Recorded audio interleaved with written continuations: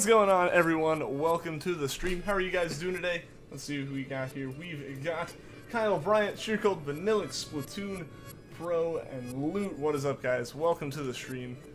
Welcome, welcome, welcome. Let us see if today will be our lucky day. It could very well be. So we just gotta get going here. And if I can get these cables, I've been with this setup for what, like 2 months, 3 months now? Nah, 2 months. 2-ish months now. Nah, 3-ish, 2.5 to 3 months now. And I still haven't actually figured out how cables should be, and now like it's almost time to pack it up. So not really worth it. But like whenever I have to charge my cap card, it becomes a whole ordeal. But speaking of which, it legitimately just finished charging as I said that, so that's awesome. I can get rid of that cable. What's up, Mike F, Imperial Cav MT? Welcome to the stream, guys. Another day, another shiny. Hopefully, man. Hopefully. What's up? Not much. Just going for these very, very sought after shinies here. Both of them over odds. So hopefully one decides to shine soon. Either one.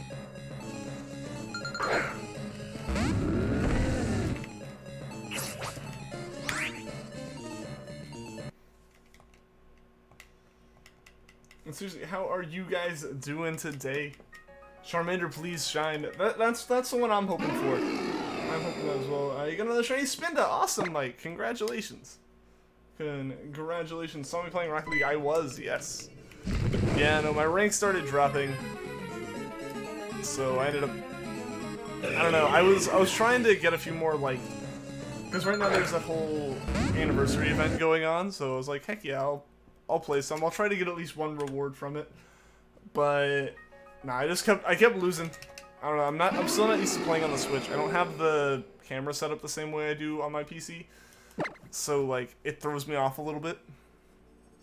So I need to get that fixed. But to do that, I have to get Rocket League to update on my PC. But it won't update because I have so much stuff like stored on my computer that I don't have space to even update the game.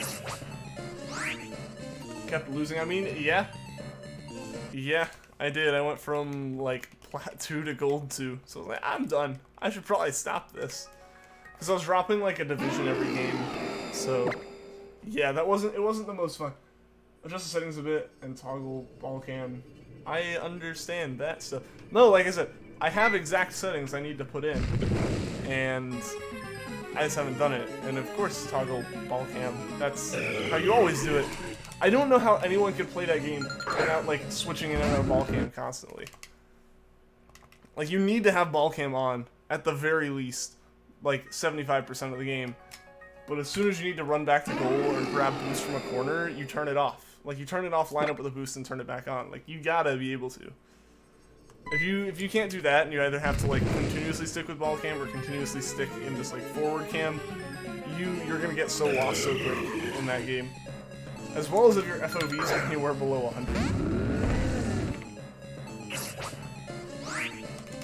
What's up, Roxy? Welcome to the stream. Are you late? No, you're not late at all. We've only been going about 10 minutes if you count the starting soon stuff. It's impossible to play without ball cam. I mean, I've done it before I knew about ball cam, but that was like the first 2 hours of me playing the game. Like, you're telling someone like, oh, toggle ball cam. That is the second most hours I have in the game. Like, it's Pokemon Sun at over 1,000, like, uncountable at this point, pretty much, because it's been played on several systems I don't have access to like, check their hours.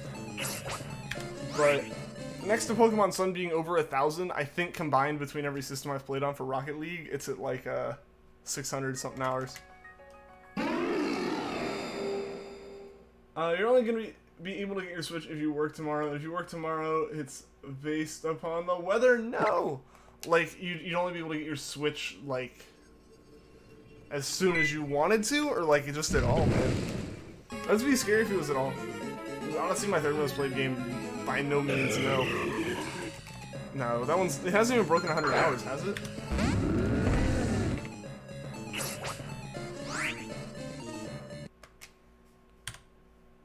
Captain Toad Treasure Tracker is fun to play on the Switch. I've been considering checking it out. Yeah, no, like, I haven't broken 100 hours on it, so definitely not. I know GTA 5's broken 100. If not just like on my main save between playing on different systems. Civ 5, I've broken 100. No, there's several games higher than Odyssey. Odyssey was not a very long game to play. Like, it was a fun game, and I definitely enjoyed it, but a lot of it also comes down to I've had Odyssey for less than a year, and some of these other games I've had for all of college. Oh, as soon as you want it. Well, hey, I mean, at least you'll still be able to get it. Like, at first I read it as, like, you wouldn't be able to get it at all, and that would have been really, really, really scary. I'm able to get it, though. Turn the PS4 now, on, and now you don't know what you want to play. I get that feeling a lot. I'll, like, boot up my computer, like, I want to play a game, and then I sit in my, like, Steam library wondering what I should play, because I have no clue what I should play at all. 85 hours on it according to the Switch. Yeah, no, that's definitely not even in my top 5. It might not even be in the top 10. Because if we're counting games on every system, you start to have to count Halo, which I don't have access to hours on anymore, like, at all. Any way to check those, I don't think. But Halo 3 and Halo Reach are way up there. There's a few other games that are definitely past 80. I don't know if they ever passed like 90, but they don't have timers in them, so I don't actually have a way to check. So that'd be interesting to figure that one out. Play Skyrim. Like, commence a rant again. No, I explained my whole issue in the office, and I ended up, like, finding videos of it happening, being like, this is what I deal with. These are like, oh, you should play it. I'm like, I want to, but problems. Like, legitimate, frustrating problems of, like, game breakingness.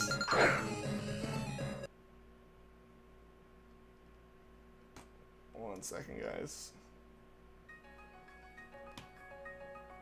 Okay, sorry about that. It sounded like the 3DS audio was glitching a little bit. You have 100 hours on it, on Odyssey? I mean, I've beat the game. I have 999 moons. I have, like, every actual moon plus 10 from each of the different, like, places. The only thing I'm missing now is a couple outfits that have released since I last played. So I can hop on, get those by either grinding in Balloon World or grinding in a couple of little, like, side levels in Bowser's and Snow Kingdom. And then I'd be done. I mean, it's a fun game. I definitely enjoy it, and I absolutely recommend it to everyone who enjoys platforming games in the slightest. Odyssey is amazing, and I will regularly go back to it and play it just as like a, I'm bored, let's play something game. What's up, Ultra Pie? Welcome to the stream. Have a good Steam game is Spelunky. What is that one about? What's up, Paxus, Gerald, and Riffer? Welcome to the stream, guys. There's Spelunky. What is that game about? Like, what kind of game is it? Probably since you played Balloon World to death. Balloon World was really fun. Like, that was a really unexpectedly enjoyable addition. Like, I thought, oh, I'll play it once or twice and it'll be whatever. But then, like, you actually get into it and you're like, this is actually really fun. And it was, like, a super, super enjoyable game for sure. How many hours do you have on Barbie Puppy's Rescue Patrol? You have over 9,000 hours. I mean, if you don't, are you really, like, a true gamer? The real game's that Beyblade 3DS game that that's like been the talk of the stream before. Never heard of Luigi Balloon World? It's basically like something you can do after you beat Super Mario Odyssey. It's like a little bonus game in there where it's basically hide and seek that you can play with everyone online, where like you can go hide a balloon somewhere and then like someone else can like try to find that balloon, or you can go and try to find people's balloons. It's a cool little thing. It's not like a full-blown game. It's just like a mini-game inside of Mario Odyssey. I don't play Odyssey and Breath of the Wild that much because the Switch can get hot because it's open world. Breath of the Wild for sure definitely has been like one of the games. It's like, yeah, worst case scenario, you play Breath of the Wild off the dock.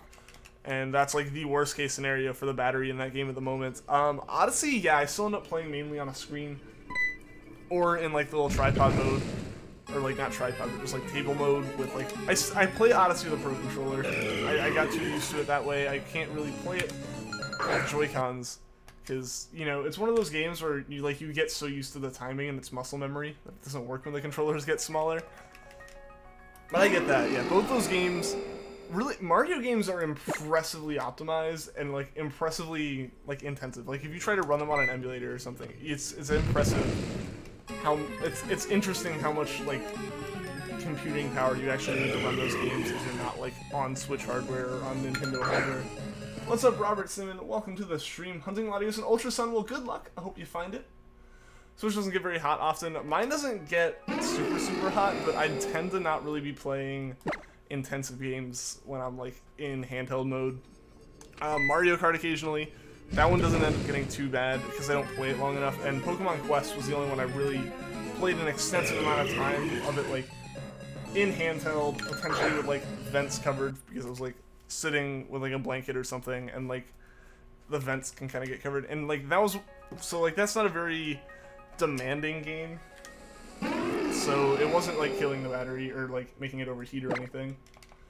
You're hyped for Let's Go. You're gonna enjoy playing Kanto in 3D. I'm excited for it too. Once I learned that it was kind of separated from the main games a little bit, from like, you know, it wasn't going to immediately connect in the same way and really muddy the water about stats and stuff, then I was like, okay, that's more okay, that's whatever. But at first when everyone was talking about it, like, it was going to be Gen 8, and that is the direction that every single core Pokemon game was going in, I was very hesitant to be excited for it. But seeing as, like, we're getting, like, more, like, traditional, more, like, normal-ish, I guess normal's the right word there, Pokemon games next year, I'm more excited. I'm looking forward to it. And like I've said before, it'll just be interesting to see what kind of post-game options it has. Will there be proper shiny hunting methods? Will there be anything like that? Or are we just going to be seeing, like, play Kanto, catch all 151 Pokemon, that's it, you're done. Congratulations on playing everything this game has to offer. And if that's the case, I'll play it and I'll beat it and stuff, and it'll be fun, but, like, I'll immediately end up going back to, like, these kind of games. But if it actually offers shiny hunting and stuff in it, it'll be interesting to see how well it holds me. What's up, Lunch? How's it going? Should you play Digimon? I don't see why not. Congrats on 2K. Thanks, Munch. I appreciate it. Yeah, we hit 2K. We hit 2K, like, Monday afternoon before I even started streaming. Which is kind of funny. It's, like, the longest, like, it was, like, a 3-day break from streaming, and we, like, jumped up 10, 15 subs or whatever, which was awesome. But yeah, so we passed 2K. We hit that goal by the end of the summer, which is super awesome. Good game you recommend on the Switch with Mario Rabbids, even though as you get further in the game, it gets rage-inducingly hard. Yeah, no, I remember a couple days ago you were, like, you know, telling the game off, and being like, I don't want to play it, I regret buying it, and stuff like that. 2K18. If we could get 5 more subs, it would be 2K18. Come on, Charmander, will you shine today? I hope it does. I really, really hope it does. What's up, Lunar Song? Welcome to the stream. I'm like, I am doing well. I am doing very well. How are you doing? Every other Pokemon player would have been affronted. Digimon question. I have no qualms with it. I never really watched it or played it as a kid, so I have no reason not to like it. Yo, what's up, Frisk? Welcome to the stream. Humor at its finest. What's up, Igor? Welcome to the stream. How are you doing? How am I doing? I'm doing well. I'm doing well. Good to see you here. Hope you've been doing well. You have a Digimon, or had a Digimon DVD rewatch all the time when you got scratched? No. That's awful when, like, a disc gets scratched. That was, like, the worst part about CDs and DVDs and all that. Like, they were so easy to ruin, because, like, 50% of what you could touch of it was not to be touched. You missed 2K, you were here for 100 and 1,000 and 1,500, but you missed 2K. Like Grungy, like I said, the entire stream missed 2K. It happened off stream. Like, I went to bed, and, like, I check YouTube Studio fairly regularly just for, like, comments or, like, big, like, if there's anything I actually need to deal with on there, as well as, like, obviously checking numbers and stuff, because they're fun to check even though you really shouldn't worry about them. And the subs were like 1993 or something, which was like, oh, that's a little bit of a jump from like yesterday. And then I checked in the morning and it was like 1999. And then by lunchtime it had hit like 2001. And I was like, well, that just happened completely like separate to the actual stream being a thing. But yeah, so like It would have been impossible to have been watching the stream when the sub count jumped up. Honestly, Digimon Cyber Sleuth is better than most of the recent Pokemon games, in your opinion. I'd have to play it to see if I agree with you or not. Never thought to say a Digimon game was better. I mean, I think a lot of people who are more into the traditional style Pokemon games didn't enjoy the new ones as much, and I can understand why, especially with Gen 7. It was Game Freak, like, just breaking the mold and seeing what they can do with the games. You know, there's a reason that, like, Alola's a far-off region that's kind of, like, off on its own, doing its own thing, so that Game Freak could try something else, and if it wasn't liked, they can just kind of shrug it off and go, well, that was Alola. Let's go back to gyms, you know, as an example. They're going back to gyms, stuff like that. 2K hype, I know, right? Seriously, that was so exciting when it happened, and like when everyone hopped on the stream and was super excited. It was so cool. It was really cool for sure. You're gonna get off. Have a good evening. Alright, see you later, Grunchy. Thanks for tuning into the stream, man. Good luck. I hope work and stuff works out tomorrow so you're able to get your Switch and all of that. Dusk and Dawn were pretty boss. Alright. You have 2 Digimon Fusion, Season 1 and Season 2, put the DVD in your PS2. Nice! Nice.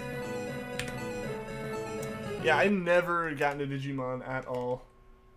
Are you certain you can get Charmander Shiny? Yes, yes. I have seen people get Charmander Shiny in this exact game. It's just not, this one's just not wanting to shine for some reason. But, nah, it's definitely possible. I love them. Only had pirated versions, but still for DS games. They shined. Well, that's good. That's good. I've been playing my fair share of Pokemon spin-off game. Singular, but multiple times. And that's, thankfully, slowly coming to an end. Hopefully by the next time I stream, all that's over. And I can move on. Should get a PS4 and try Cyber Sleuth. Like, here's the thing. I technically have access to a PS4 right now. It's upstairs. It's in like the family living room and all that stuff.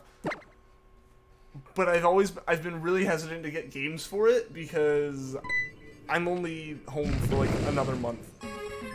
Like in a month I start school again.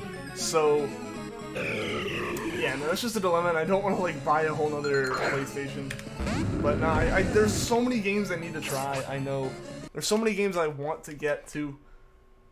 Never got into Digimon, didn't appeal to you? Fair enough. Fair enough. You only have one more week of summer gym, and you hate every second of it.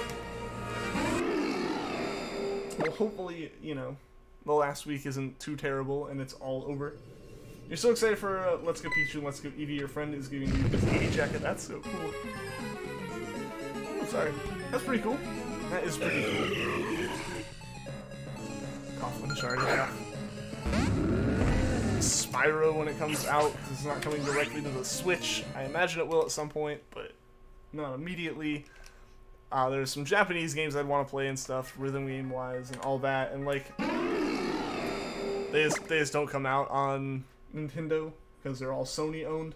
That blows. Sometime in the future when you're settled, then yeah, definitely. There's a lot of things I've been like, oh, I'd love to, you know, get these things that definitely aren't necessary things, but like nice like luxuries to have and stuff. And it's like, oh, I'd love to get that, but like either I just wouldn't be able to use it really in my apartment because like it's too big and I can't move it, or because like the walls in an apartment are paper thin, so using certain things would like just be being a jerk. Like decent speakers and stuff. Like if you're not using headphones in an apartment, everyone can hear you, or at least in my apartment. So like it just becomes like really awkward if I was to like buy like a sound system, or if I was to buy like stuff that's more like for technology around the house and stuff. And like, yeah, even like a PlayStation or something, it's like I don't know where I'd set that up because I don't really even have like a permanent place for my TV in the apartment. And hooking it up to my computer, like, setup's really weird because my desk is full. But yeah, once I get settled, I'll consider for sure. There's so many games. It's coming to Switch. Spyro is. It's not like, it's not. It doesn't have a release date yet, I don't think. Like, it's definitely coming out on PlayStation and Xbox first. Don't have a PS4, but it sounds cool. I definitely would like to be able to get some PS4 games. I technically, like I said, I have the ability to play them, but I'd only be able to play him for like another few weeks, and for most of that I'm working. Animatic, I'm sorry if I mispronounced that. Animatic Studios Gameplays BR, welcome to the stream. Again, sorry for mispronouncing your name, because I know I missed letters and mispronounced some of the stuff I did read. But welcome to the stream. How are you doing today? Didn't watch past the first season of the anime. Look up gameplay and see if it's worth going for. Fair enough. Yeah, like if it's a game I could beat in a couple sittings, then maybe. Who knows? Who knows? I'd also have to find copies of it and stuff. He needs to get Crash. That's a game that we actually own for the PlayStation, so I can play it.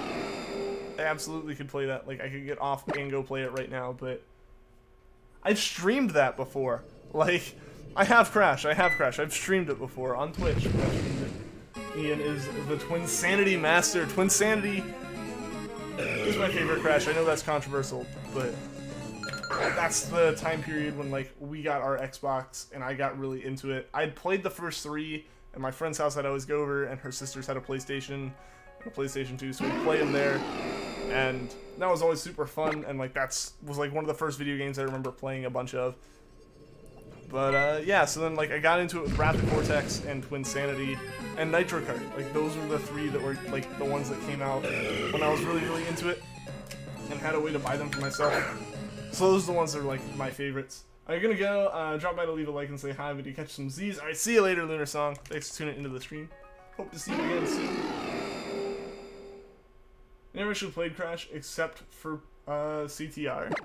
I never played, like, the original CTR. I've played Nitro Kart and I've played, like, not Crash Team Racing, but I guess Clash Team Racing or whatever it was, where, like, it was an attempt, I think, to go after, like, Mario Kart when it was, like, 2 people on the same car. So that was a whole thing for, like, a game, and it was the first game that for me felt like the decline of the series, as opposed to several people are like the first 3, that's it, you know, the purists and stuff, which I'll admit they definitely kind of became a little bit different after Wrath of Cortex, Twinsanity being more of a, like, linear game as opposed to just a platformer with, like, 25 levels, so I can get that a bit. What's up, Cheese and Ham? Welcome to the stream. Like Mario Kart Double Dash. Yeah, kind of. But, like, Double Dash, you were always double. But, like, this one's like, no, you just, like, slam into each other and suddenly, boom, you're partners. Tag Team Racing, that's what it was. That is what it was. Thank you much. Thank you. What's going on, Gameplays BL? What's going on? Better not forget. Well, better I not. What can't I forget? I forgot.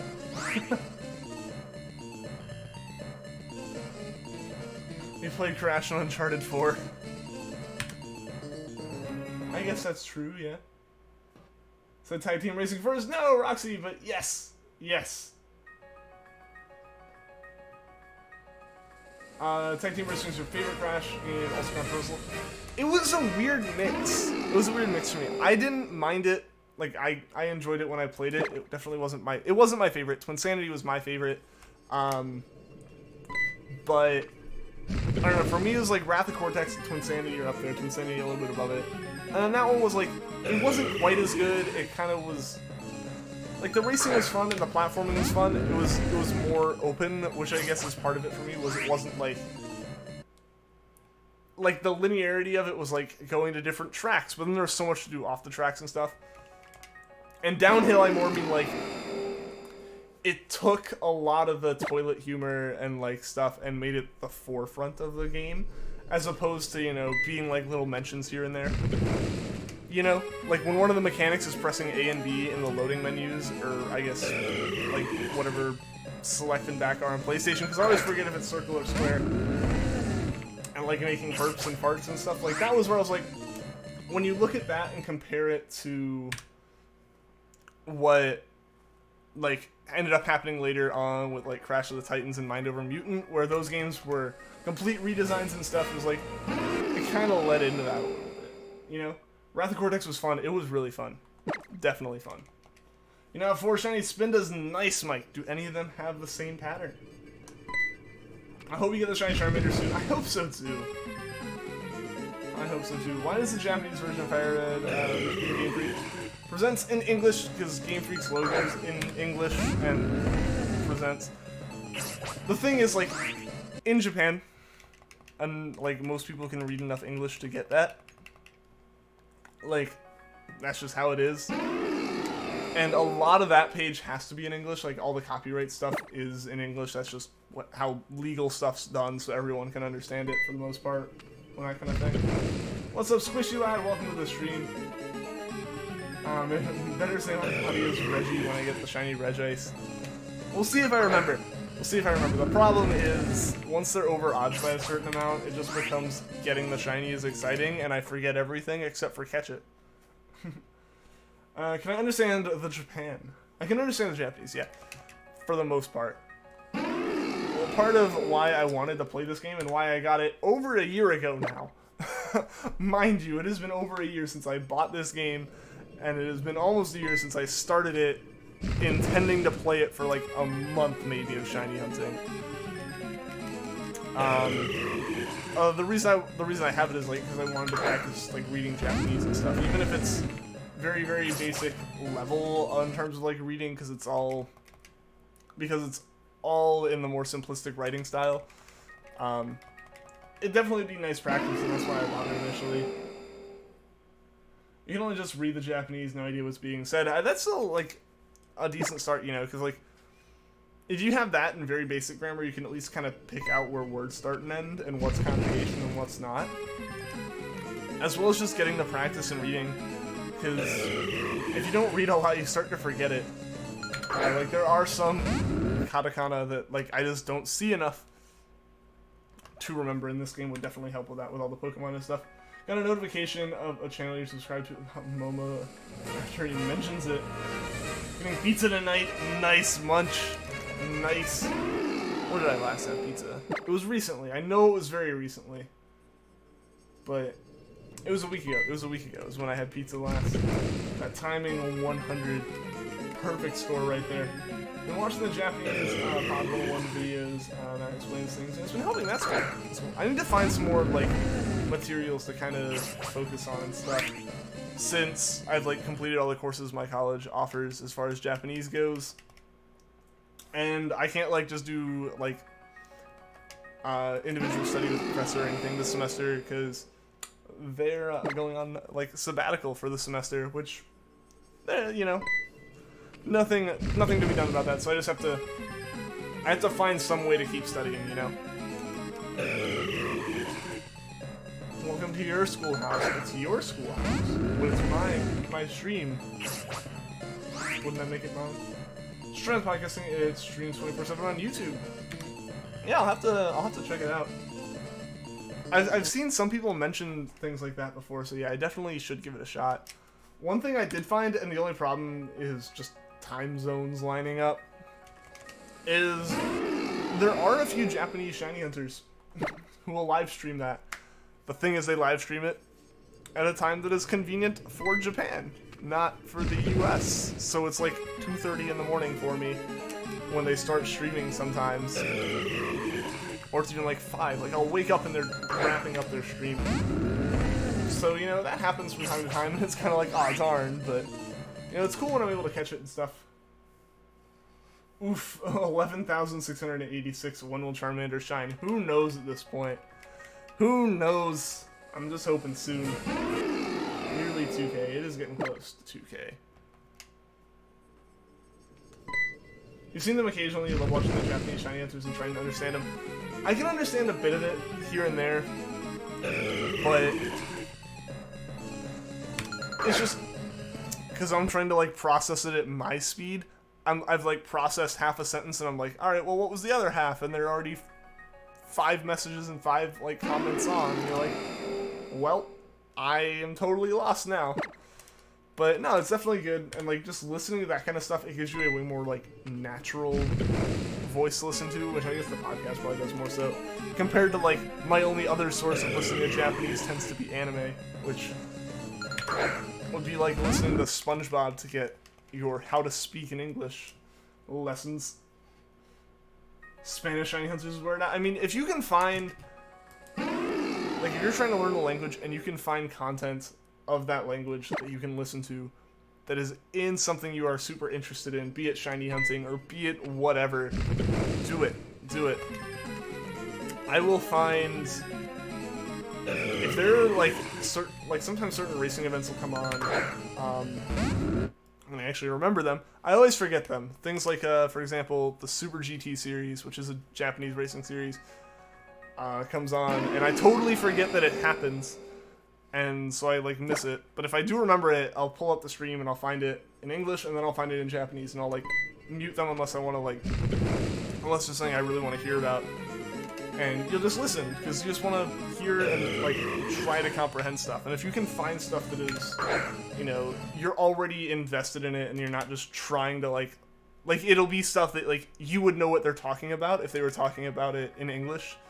Like, that's like, a great thing to find. Ian over here, doing what? Here's what American girl that moved to Korea's language advice was. She said to not translate words into English and that it's very much faster and easier to just think of it as another way. Yeah, that is a step you have to take. And when you're in a situation like, for me, the first like transition like that was about halfway through my first semester of taking Japanese, because I'd already been practicing it a little, or not practicing, but like roughly studying hiragana katakana by myself before I took the class. So I had that going, and then, you know, watching anime and whatever, and then taking the course. By about the halfway point in that semester, it had finally transitioned from looking at the kana, translating it into Romanji, and then reading that Romanji in my head one at a time. Like, it finally stopped being that, and it was finally just reading kana as kana, and those are their sounds, that's what they are. They aren't representations of two letters from our alphabet or anything. Like, you make that transition, and then, yeah, like, you have to...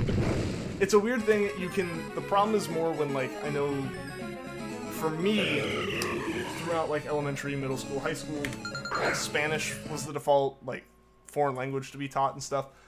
And while not identical, obviously, otherwise you wouldn't have to learn it, it's way easier to take two languages that are both closer to each other in terms of, like, their origin, and just move words piece for piece over until, and, like, you can translate that in your head.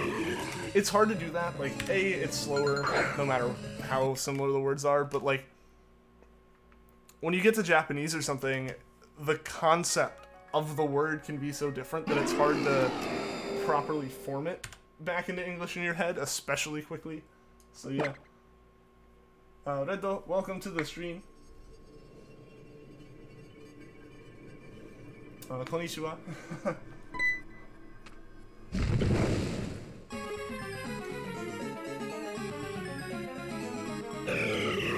The face of Venusaur on the title screen is, haha, you'll never get a Shiny Charmander in my game. He's actually controlling it all. He's the mastermind behind the scene.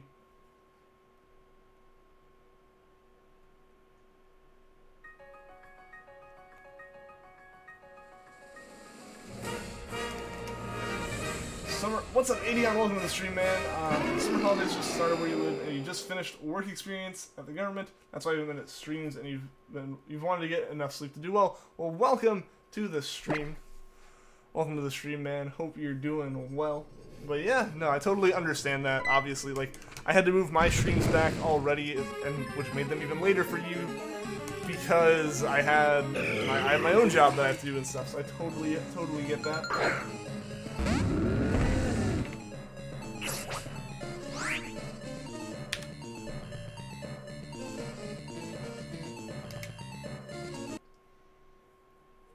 Speak a sentence of Japanese. Watashi no namae wa Ian desu. I mean, yeah. Any stream gossip from this week? I mean, we hit 2K. We hit 2K subs. Neither of the shinies have shined. That's really the majority of it.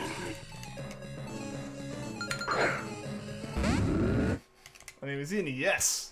Exactly what Roxy said.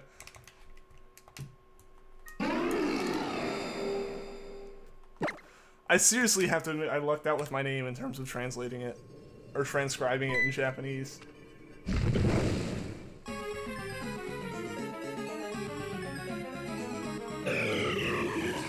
I don't know how I'd say corn dog. Corn dog?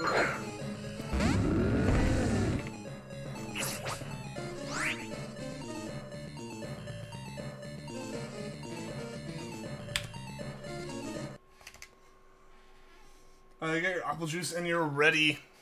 Good to hear. I haven't heard about apple juice in a while. I'm glad you still have it. I'm glad you still like it.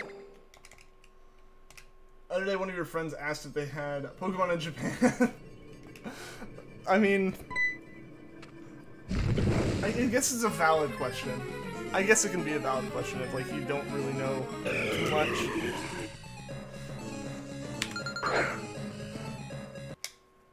I've not tried it yet. I haven't. We don't have apple juice. We never have apple juice here, and when we have orange juice, it tends to be in like little single-serving containers. Or if your work gets whatever brown sludge came out of the orange juice part of the fountain machine one day. Pokemon was made in Japan. Yeah, I mean, it's Nintendo-based. It's from Japan. Pokemon is, like, Japanese.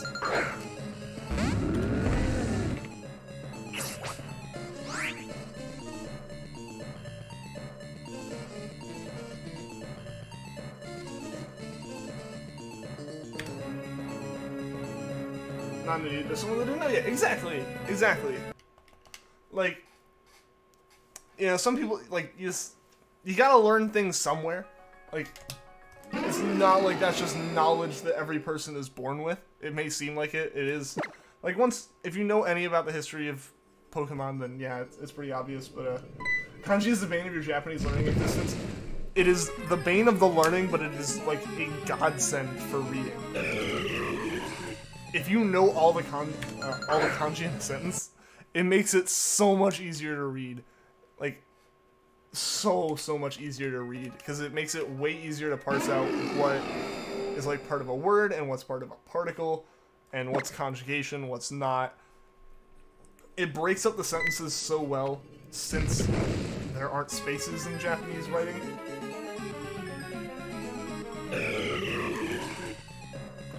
Cranberry juice is very sweet, but after a while it makes your mouth dry. What's the point in that? I mean, if you just like the taste of it as well as, like, it is kind of good for you. It's the same thing as, like, Arnold Palmer's and stuff that I drink all the time. They make you more thirsty when you drink them because there's so much, like, sugar and stuff in them. Because it's lemonade and sweet tea. Shockingly, there's a lot of sugar in that. But, yeah, so that ends up resulting in... It results in, like, it just dehydrates you because it, like, can, like, suck all of the water out of your body. What's up, Trainer Alvarez? Welcome to the stream. And also, just want to make sure I can read that. I can get the general gist of what you said there, Cheese and Ham. Or do you, like, actually, Cheese and Ham, do you actually know, like, how to speak Japanese, or is that, like, Google translated? I would assume that's Google translated, seeing as you use the kanji for red, as opposed to typing out red, because it would be a name. Nintendo equals RPG, Nintendo equals RNG. That's almost poetic in a way. Apple juice is the same, that's why it's a good mix of orange juice in your mouth. That's interesting. But yeah, a lot of, like, fruit juices and stuff will actually, like, really make your mouth dry, because, like, fruits do have a lot of sugar in them. Or sugars, because I guess it's not just, like, cane sugar. Won the best video game a few days ago. Want to hear this amazing game? What game is it, Munch? What game is it? If that was Google translated, it probably got all jumbled. The thing is, like, it can get the general gist of it, but the problem is, like, it doesn't know the difference between using red as a name of a character and using red as a color, so it's just gonna be like, red's this. And there's, like, there are videos out there and stuff that explain, like, why it's hard to get like the nuance of language in a translator. Chicken Little for the GameCube, nice. The pinnacle of gaming, right behind the ET game for the Atari. Right now, you're hunting Yvettle, wish you luck. Well, good luck, Trainer Alvarez. I hope you find it. We're trying to translate from English to Japanese. Kukui told me he was a bad girl. Google Translate has its moments where it's great, and it has its moments where it's legitimately the most wrong it could be. The thing there is, I don't know if you played with all kanji or kana, or like with kanji or all kana, because if you played with all kana, that's why. And that's why kanji helps so much. Like, I've been reading Nichijou. I'm just going to talk about it. Like, I have Nichijou, which is Japanese manga, like untranslated, but I kind of read his practice and stuff, and because I enjoy it. I've only made it to like a volume and a half, and I've been reading it for a few months, like, because it takes a while, and it takes like actually just having time to focus on that. And if you just like, there are several sections where it like, for emphasis, doesn't make it kanji, or for emphasis, it puts it as katakana. And because of that, Google translates it really, really weirdly. Like, one of the few things that Bing and Microsoft does better than Google is translating, especially translating Japanese. I've had moments where I've typed, like, Niju into Google Translate just because, like, I was typing something out fully, and it translated it to 21 instead of 20. Even though there was literally no 1 anywhere in there, so like it's a mess sometimes. What's up, Pikachu Carlo? Welcome to the stream. How are you doing today? Pinnacle of gaming was the Nintendo Virtual Boy. Yeah, I guess I slipped up there. Nah, but I mean like, nah, but no, ET still beats it. ET still beats it. No other game was so treasured that it was literally buried like treasure, even if that burying was done in a landfill. Almost is back. Yeah, I heard about that. My friends are super excited. I might have to just give it a shot now at this point. What's up, Nuno Bastos? Welcome to the stream. Congratulations for 2K subs. You finished 12th grade. Well, awesome. I'm glad you finished 12th grade, man. Close enough to 20. I mean, it's approximate, right? I forget. No, I was translating. The best part was, it wasn't even like I was just typing that because I knew that was a problem. I was typing another thing because my friend like had a screenshot when he was reading Attack on Titan or whatever. And Attack on Titan, because there's so many like commanders and different things, like there's so much kanji that's not very often used, so like you're constantly translating it if you don't know them. And he translated one sentence and it translated it so wrong, like just so wrong. And so I was retyping that sentence, and got a problem even before that. Like, that's just what it was. Clone Wars is on Netflix, I know. I have other shows I've been watching, though. Like, I just finished up What Exists of Mindhunter on Netflix, which was an interesting show. I want another season of it. I want to see where it goes. The show was really good, it had me going the whole time, and almost kind of lost me, actually. But, I don't know, I need another season to actually see what I think about it. The second Game Gear, or it took 6 batteries and could barely see the screen. Can you edit a top hat on the Shiny Charmander in the hunting section? He wants to be treated like a high-class Charmander. I'd have to add it after the stream. There's so many layers upon layers upon layers of, like, different images and stuff on this. I don't know if I'd ever get it in the right actual spot. Apparently it's on Netflix. Be careful with the caps, guys. I know it's exciting. I'm totally not attempting to spam. Just be careful with the caps in general. I don't want to, like... We want to make sure I impose rules fairly. I've stated them before and, like, followed through on stuff, so I just need to mention it. The other game was so amazing that a company shut down, assuming they could never top it. The whole industry almost shut down because they couldn't top it. Posh Charmander with a fake mustache cane and monocle too. That's what we'll do if we catch it. We have to actually get it, and then I would definitely add a top hat to it. Potentially a monocle. It's been on Netflix for a while, I think, because it's Star Wars, so it's Disney, and Disney had their whole deal with Netflix. Who knows how long it will be on there, because Disney has been very quickly pulling stuff off of Netflix at the moment that the contract is, like, potential to, like, be left. Charmander, be kind. Come on, celebrate that 2K by shining. Like, if we could start and end the week with 2 super hype moments like that. Probably only on America. Maybe. That's a good point. That's a good point. It's like, I don't know if that Disney's deal extends upon beyond the U.S. I don't know. I don't know, actually. I wouldn't be surprised if it didn't. It was originally a Cartoon Network show. It was originally it originally aired on Cartoon Network, but it was always Lucasfilms. The place that it airs is just the place that's like, sure, we believe it'll have enough, like, good enough ratings and stuff. But it is like Star Wars intellectual property, which means it's Lucasfilms, which means that it is Disney. American Netflix is different things than British Netflix. I know. It's rough. It's rough both ways, because I've seen, like, so many places. I've seen Canada, like, the UK, a whole bunch of different places have gotten, like, things that I really wanted to watch, but it's like, nope, nope, you don't have it. So, yeah, that pain goes both ways for sure there. What if Pokemon didn't exist? I don't know what I'd be doing right now. I don't know what I would be doing right now, to be completely honest. Google Translate is best for Irish. Rip memes in the EU. That whole thing got postponed, so memes are still alive until at least December. Or not December, like September. That English wasn't broken at all.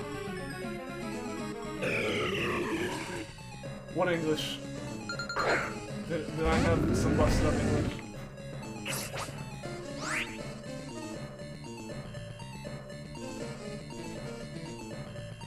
Oh, for the good live flows. I guess. See, yeah, that's the thing, is like, streams and flows are like valid to be interchanged in several situations, but live flows is definitely not one of them. Playing a Rocket League. Rocket League is good. I was playing it earlier. That was Irish translate from Irish. Gotta read about Cheese and Ham's comment for that. Yeah, no, I saw, but I missed it for a second. The live flows, that's what they're called now. Red, welcome to the stream. How are you doing today? Minecraft Story Mode is a video game. It is indeed. It is indeed a video game. And no Star Wars TV shows or movies. It's sad. On Netflix anyway. Yeah, because, like, they're all Disney, and Disney made a deal with Netflix. Like, yeah, we'll put our stuff there. And then Disney decided, never mind, we want to do our own service. So, like, they immediately backed out of the deal as much as they could.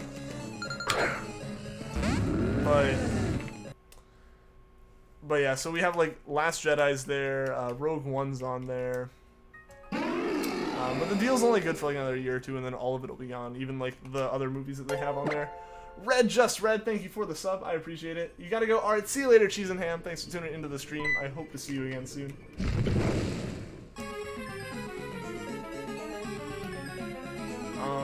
Why would it be on Netflix? Why would what be on Netflix? Apparently it's gonna be on Netflix, like that first interactive storybook. What would be? That Minecraft storybook? I mean, I guess that kind of works, but that's weird. That's actually really weird, I feel. I don't know how I feel about that. What's up, Cinder? Welcome to the stream. You're working, unlock your phone, and then your phone immediately open your stream. Guess your phone knew what you wanted to do. I guess so, Cinder, I guess so. How's work going? I hope it's going well. Should just be a video game. I mean, I guess it'd still be a video game at that point. Because, I mean, there's not really much interactivity aside from, like, choices you could pull off on a remote, so I can see it a little bit. It is interesting to think about. It's definitely weird, like I said. Like, I don't know how I feel about it. Can drink that the live is flowing. So much of it. Oh my gosh. I don't know if that was Google Translated or, like, satire at Google Translating. New Disney streaming service we get lots of Star Wars. I'm not to, like, continuously go on rants and, like, shoot down things that are coming out and stuff, but, like, why do there have to be so many streaming services? It was great when it was, like, one or two. Like, if you could have one that's movies and one that's TV, or just, like, an overall one that's always on-demand services, then just do that and leave it at that. Why do we need... The problem is you had Netflix, which suddenly a lot of places started putting their stuff, or Hulu, where a lot of people put their stuff there, and then everyone's like, these are doing really well, let's get a cut of that. and made their own and immediately pull all their stuff to that. It doesn't work. And it's either a lot of people who don't know what they're doing and are going to realize it eventually, and we're just going to end up with a fortunate, like, one that survives, or this is, like, a move to try to just get people to keep watching it on TV. Who knows? But, like, that's just one thing I've never been a big fan of. Press 1 if you as a kid used to kids on demand channel. I was not allowed anywhere near on demand. That stuff cost money, and I was nowhere to be seen around it. The Stranger Things Minecraft skin pack. I'm not surprised. There's a lot of skin packs, I guess. I mean, at least on PC, Java version, where you can literally use any skin you want, but I'm assuming this is for something else.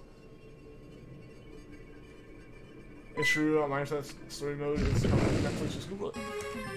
That's interesting. Because, like, I can... Honestly, I see Telltale Games working there.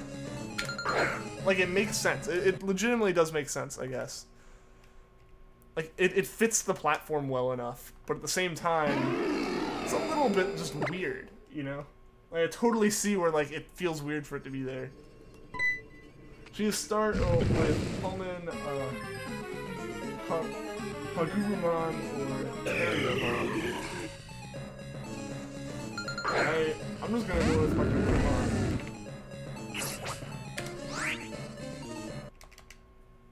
How would it work? Because with Netflix, either you're already watching it on a game system, so you have buttons to press, or you have a remote that you hooked it up to with, or I don't know how it would work on like Chromecasting from a phone, I'll be honest.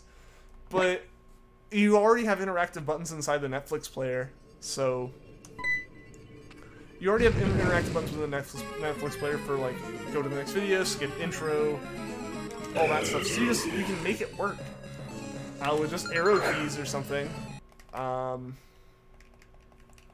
yeah, then like aside from that, you're really not. You're making choices, but you're not like making the characters move around the screen, so you're not rendering a lot of stuff. You can easily pre-render all that and like buffer in a hood out to cut out any stuff, and it's just like a branching video. So yeah, it could totally work. Terriermon, he's got machine guns. Digimon really is just so different from Pokemon, like in every aspect aside from like the base concept.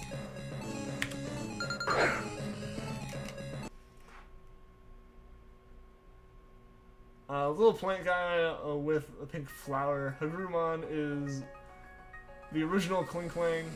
Terriermon is the small rabbit. Why is Terriermon a small rabbit? Shouldn't it be like a terrier dog? I'm confused by that. In terms of the machine guns, I guess machine guns. Yeah, you can't go wrong with some good old machine guns on your rabbit. Only really gotta press buttons to make decisions. They'll probably change a bunch. Yeah, I mean, like, yes. I mean, they don't even have to change a bunch of the story mode itself. It's all video that's pre-rendered, so they can just stream you the video and then stream you different sections of the video depending on what you choose. So it totally makes sense. I can see it. I can see why it would work. Anyone else who watched Dinosaur King? I have not. I don't think I've heard of that. It's very clever. I mean, it's like I said, it's weird to think about something that is like traditionally thought of as a video game, you know, Telltale games, just general interactive games like that, as being something that'd be on Netflix, but it's not like a visual novel or something where you're reading at your own pace. It's a video and a game that like it's moving at its own pace, it's doing its own thing, it's on rails until a choice. So yeah, it makes sense. It totally makes sense, and Telltale games work. It still just feels a little weird to be sitting there doing something interactive on Netflix. Dono Dude is a brown twin named Lopmon, which actually makes sense. That actually does make sense. Maybe you can do that on Netflix. I mean, I didn't really know either. It just makes sense when you think about it. Like, it makes sense. It makes sense enough that like they could easily do that for something as massive as putting a full video game inside their system. They can make the change to make 3 different buttons happen on the screen at once.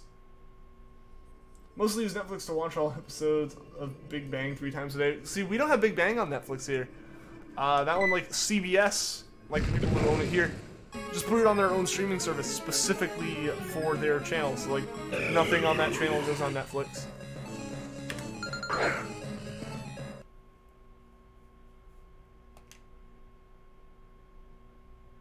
Or unless it's not Big Bang Theory and it's something else. They banned phones at your school? They did it at mine, but like that was also like I was in the era of I was in school or like middle school and stuff in the era, and like high school they didn't care as much. Like high school, as long as you didn't have it out in class and everything, unless like the teacher said get it out to like look something up.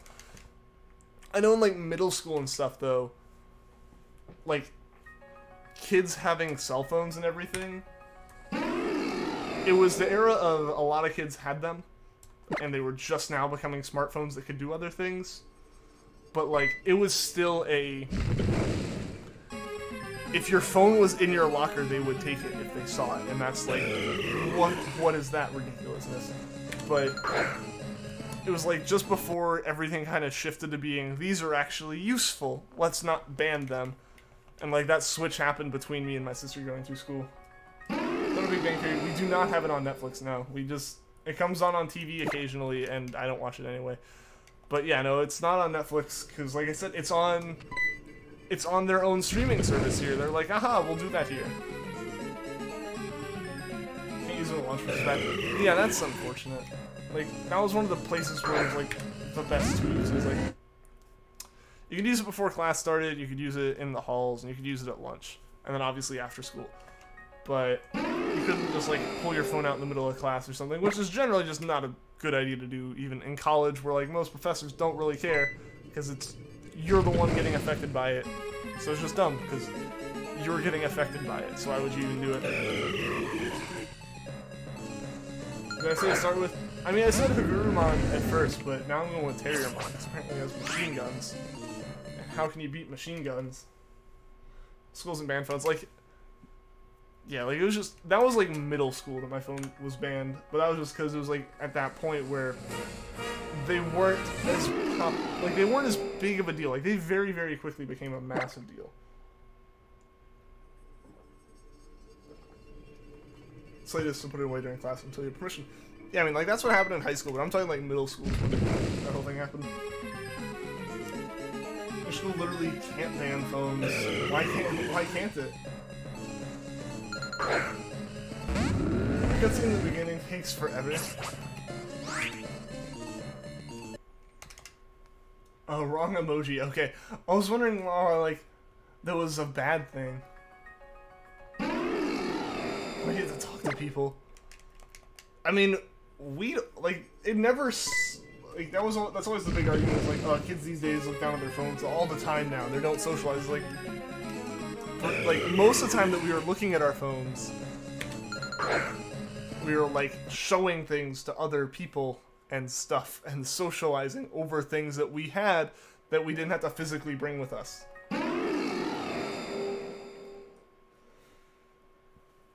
It ends up as a tall bunny with axe hands beat machine guns. Digimon's crazy. Like, super crazy here, apparently. Rapidmon, that's right. It's mad to the 10th degree. See, I don't know anything about Digimon to even give you, like, an educated opinion. I was just blown away by the fact that they're machine guns and axe hands. I'm so used to, like, being like, man, this thing doesn't seem like it could be an actual animal. That's, like, a little weird for a design of, like, a creature in this type of game. And then you just have Digimon that, like, immediately is like, we're gonna set expectations as we're gonna do whatever the heck we want. It's like, guys, don't need them. That's what people for something like that. That's... yeah. Oh, you're homeschooled. I think it's technically it could get banned, but it'd be weird. I don't either. Evolutions don't make any sense. You can live stream this later if you want to see how questionable it can get. I mean, I don't know if I'll be able to check it out later. I've got stuff I gotta do, unfortunately. But I would love... I'm gonna definitely have to look up some stuff about it, for sure. You like talking to people in person? I mean, yeah, no, it's definitely nice. For sure. But yeah, no, there was definitely, like, a big switch from the phone being, like, this device that why would you ever have it, to suddenly, like, parents would be so upset if, like, between me going through school and, like, honestly, even kind of when I was in, like, middle school and stuff, when it was the, we're gonna take your phone the instant we see it thing,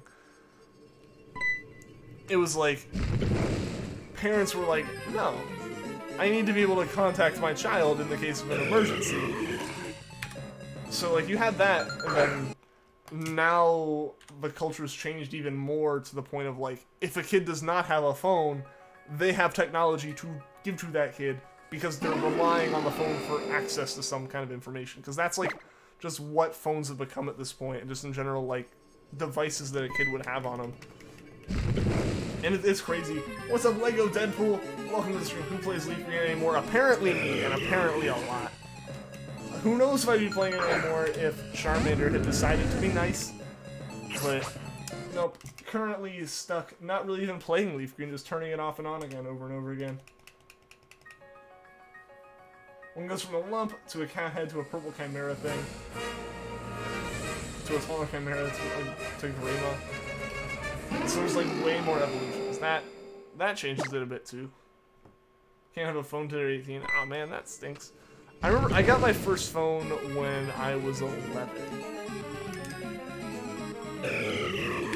It was barely used, like, by me. Like, it was brand new when we got it. It was, like, barely used ever by me because it was, like, the most basic flip phone of, like possible.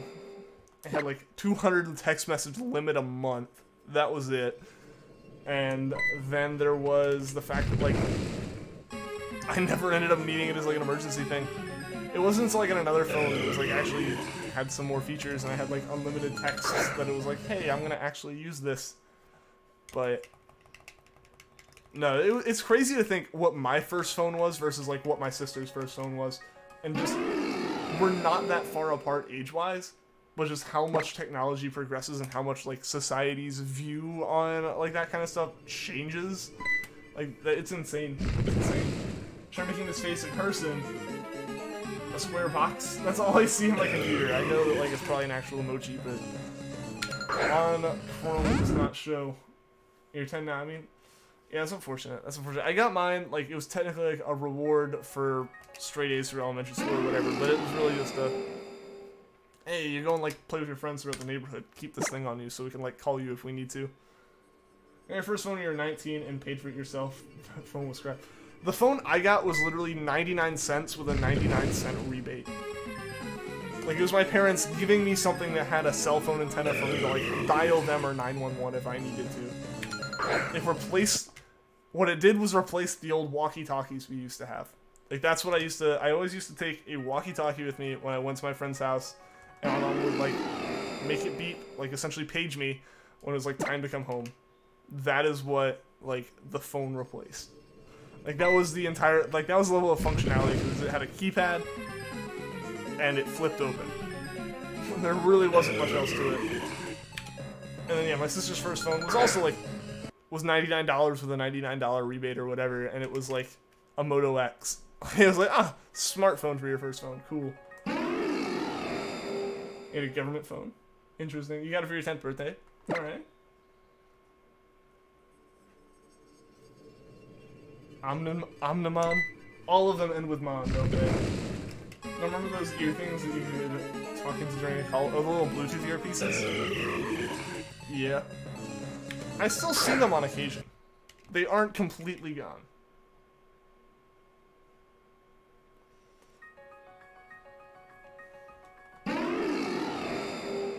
Yeah, I've had that before, Vanillix. I've had the caddy one before. The problem was, that was when I had a Note 3. And my friend had, like, an iPhone in the, like, most insanely massive case that he had find for it. Because that's the kind of person he was. And is still. But, like, they physically did not fit. Like, it was like, well, I'm just gonna put this somewhere. Because it physically would not fit into, like, the little, like... Basically, it was like a calculator caddy thing. Like, you could set it on the door. Like, that was pretty much the thing. It was during chemistry in high school, and, like... You took the calculator that was, like, your assigned calculator out, and you put your phone in. And, like, that's where it stayed for the class period or whatever. Your first phone you were going into middle school. That's pretty much when I got mine. I got it, like, halfway through the summer after elementary school and going into middle school. And like I said, it was more of just a, like, in case I needed to contact my parents for whatever reason phone. And I still just never took it with me anywhere. What's up, Candy? Welcome to the stream. This is my heckin' Umaru. This is my Umaru. I'm glad you like the icon. How's it going, Candy? Welcome to the stream.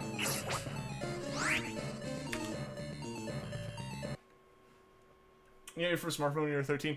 When did I get I bought my first smartphone, which was a Droid Incredible, in 8th grade. So I was probably about 13. I was 13 or 14. And that thing was great for a while. And then it just went downhill. Like, it did not get updates. The screen burnt in. It fell apart. Everything that could possibly go wrong with it ended up going wrong with it by the time I was done. What's up, That Gray? Welcome to the stream. I just want to spread your vast knowledge of Decidueye Mar. Alright, see you later, Candy. Thanks for stopping by the stream. I hope to see you again soon. In the thumbnail. Ah, yes, yes. Yep, thumbnail, the avatar on the channel. I'm glad you enjoyed it. I'm glad that it was successful at drawing someone in, even if for a minute. See you later, Candy. Thanks for stopping by. It's been a very long time. It has been a while. How have you been doing, That Gray? You gotta go. Alright, see you later, Squishy Lad. Thanks for tuning in, man. Hope to see you again soon. Yours was the HTC One M9 and it overheated and pooped out. It also stopped getting updates after a while. I remember the overheating on the M9. I remember that. That was a unfortunate thing, because like the M7 was like fairly well received. People were like, okay, this is really good. Let's see what they do. The M8 was like mind-blowingly amazing, and then like HTC didn't change anything and just put like higher power components in the same casing, and then it overheated because higher power components at the same level of cooling. So yeah, that was an unfortunate step for HTC, and they've kind of not really recovered since then, unfortunately. Your mom had an M8. Like, they were really good phones. That was definitely one that was on my list for a while.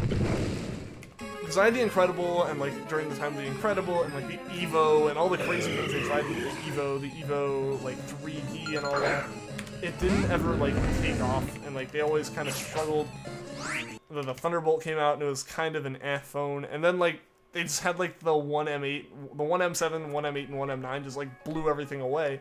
People were like, oh, HTC, you're good again, and now they make iPhone clones, and that's what they do sometimes. That's about it. It's always weird trying to figure out which phone company's gonna like do the best, especially when aside from like Apple's always gonna be successful just because the level of market share and stuff, and like the level of dedication a lot of the people and the users have.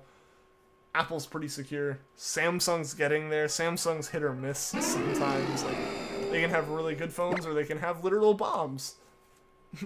Like, as far apart on the spectrum as possible.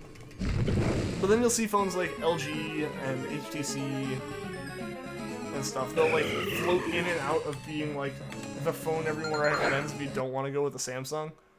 It's weird. What's up, Shy-B? Welcome to the stream. Krusty Krab unfair. No, it's the Krusty Krab fun fair, right?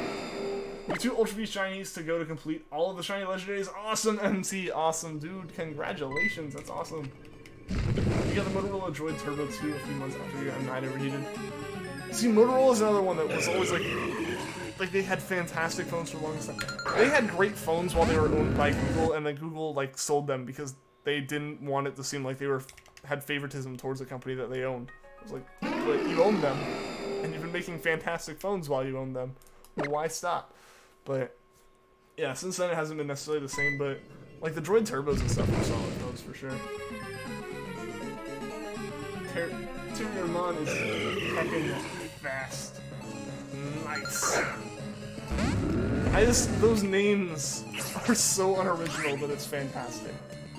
Like, they're kind of original, because apparently Terrier is a rabbit, but like, just chuck Mon onto the end of any other word, and suddenly it's a Digimon. That's just fantastic.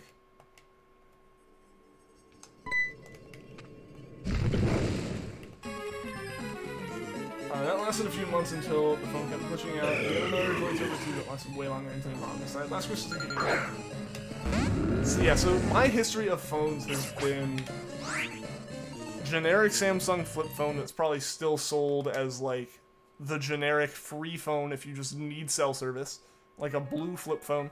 Then I moved to the Samsung Alias, which is the phone, one of the phones that could like flip open like, you know, a normal flip phone did, but it could also flip sideways. That was a cool one. That was a nice phone because like you had a full-size keyboard and stuff. After that, I got my Droid Incredible. Then I got an iPhone 4. Actually, I almost forgot about that one. I liked it for all of like 2 days before I was like, yeah, I totally forgot that I don't like the lack of customization. Then I got a Note 3, and then I got my Pixel XL, and that's where I am at. I need to get my lock button fixed on it, because that's kind of died, unfortunately. Second droid kept dying at random battery percents, which always sucked. That means that the battery was bad. Because basically what happened is, it's actually why Apple, you know, got caught red-handed for throttling phones when it was actually preventing that problem.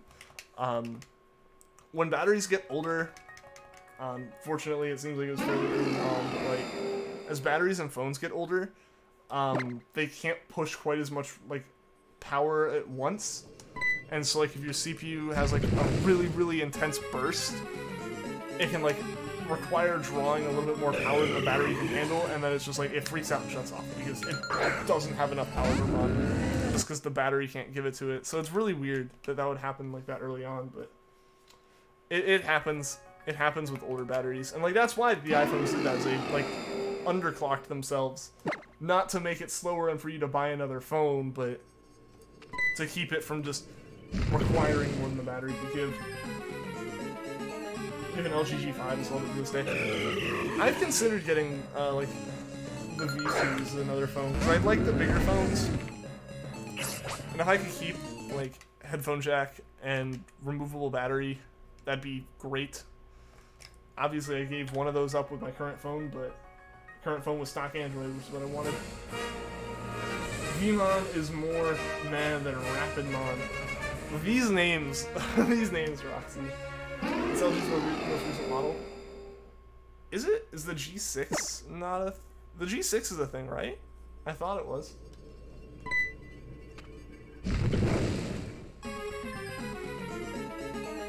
I might be wrong, though. I might be thinking about a phone that's not out yet. I was sticking with Android. I mean, personally, I'd recommend that as a good choice. Depending on the person you are. I'm a software guy, so like being able to mess with all that kind of stuff is great for me, and it's a bonus. But having to mess with that stuff is like a turnoff for so many people, and I understand that. No, I must be wrong there, I guess. Oh no, I named it. It screams this time. Like, hopefully we will be doing Enjoy.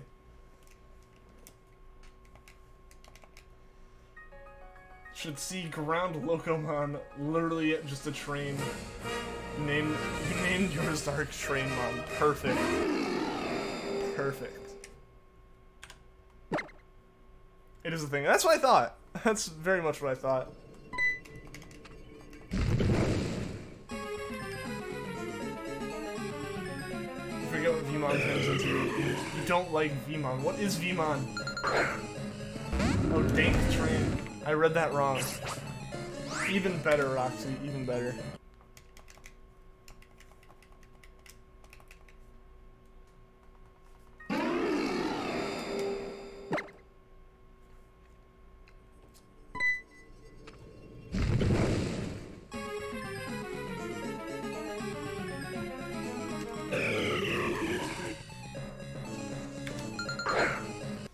Every time you use the train, your fiance is like screaming the Thomas the Trank engine. The Trank engine. Thomas the Train theme. Nice. I couldn't speak there for a second. G5 was around when you got it. That's what I figured. And it's still not a bad phone.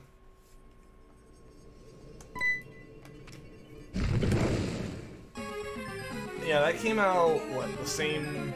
That came out along with the V20, I guess? Or at least same, like, in the cycle that the V20 came out in. So, yeah, it's not bad. It's not bad. It's still fairly new. It's a blue dragon thing in Digimon. But in this game, it's so blech. Still love it. I mean, LG phones can be pretty good. When they hold up well, they hold up well. And, like... I don't know, for me it's just Samsung's, I end up not being a very big fan of Samsung's just because, like, I don't like the amount of stuff that's on the phone, like, from the factory, you know? You have a very nice NES controller case. Nice, nice. It's like using a Rattata with no good moves for a playthrough. I mean, you can beat the Elite Four with one, right? Or, not the Elite Four, but you can beat Steven with one in ORAS. That's all that matters.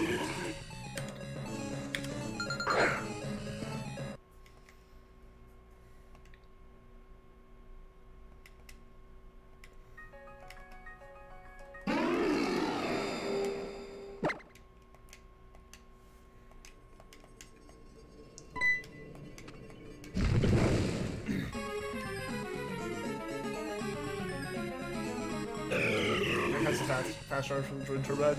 Yeah, like, what's nice is most phones nowadays have, like, some form of that. So as long as the power brick supports it, like, you can rapid charge and stuff, which is nice. As long as it doesn't kill the battery. That's nice. No good moves, none. No endeavor, no quick attack, just tackle. Just grind like crazy until it's basically level 100. And then you're set. Not really, but maybe.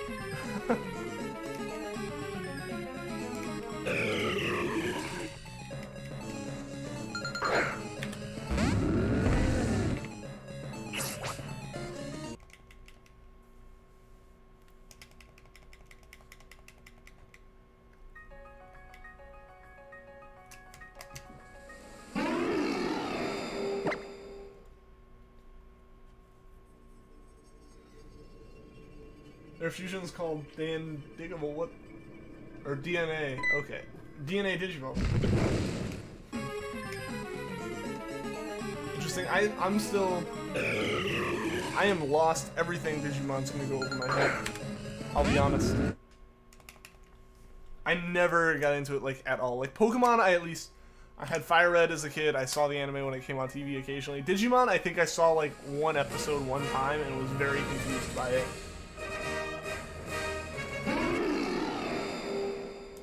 Don't know anything about Digimon you lost to. At least I'm not alone here.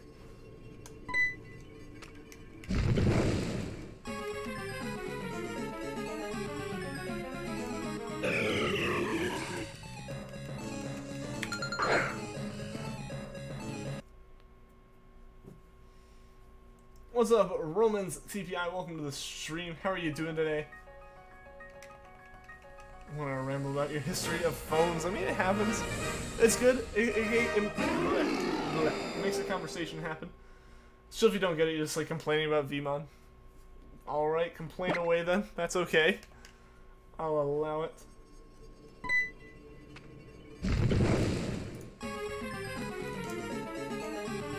Caravetto, welcome back to the stream. How have you been doing?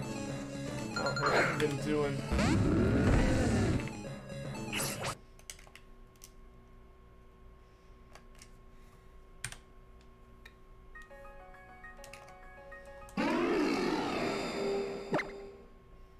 Where do you have a Kindle Fire?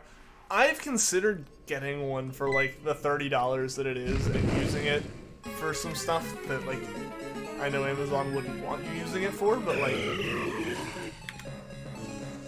it's a $30 tablet that you can tinker with because it's $30. They suck nowadays, and they're not bad for their price because their price is dirt cheap.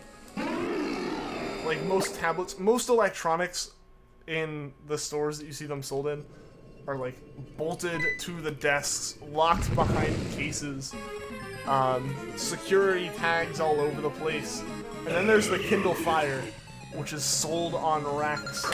No more secure than like unactivated gift cards. Like that's just, they're sold in cardboard pouches on the ends of aisles. Like that's what they are. And they're $30, which that's Amazon's idea, is you'll get a super, super cheap tablet that you're only going to buy Amazon apps, you're only going to use Amazon books, you're always going to see ads from Amazon unless you pay them $15 extra. Like, that is the level to which, like, they're going to make their money back on them. And, like, they're good for being little e-readers and stuff. They're dirt cheap, or for tinkering with, like I said. Recently found your Dell tablet, which is like a computer tablet hybrid, just like a Windows tablet. I've used a few things like that, or like an all-in-one. What's up, the 6th Gen Gamer? Welcome to the stream. How are you doing today? What was the Amazon phone called? Oh boy, the Fire Phone? Okay, here's one thing that I've mentioned to friends, and they agree that I wonder how many of you guys agree with.